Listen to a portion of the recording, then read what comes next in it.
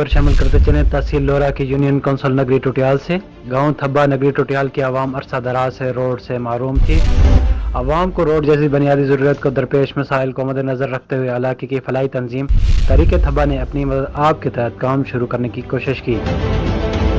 ताहम साबिक member district council नगरी टोटियाल सरदार साजिद अली अब्बासी ने नगरी से मंडिया गली तक रोड का तमाम अखराजात का ज़ाती हसीयत से खर्च करने का ऐलान किया है, जिस पर नगरी की आवाम ने सरदार साजिद अली अब्बासी को खराज तहसीन पेश किया।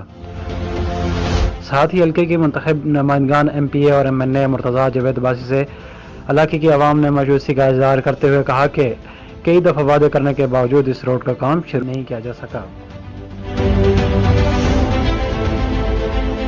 मज़ीद कलियात हज़ारा कश्मीर और पाकिस्तान की खबरों के लिए हमारे चैनल को लाइक करें ताकि बर वक्त नई खबरें आप तक पहुँचती रहें।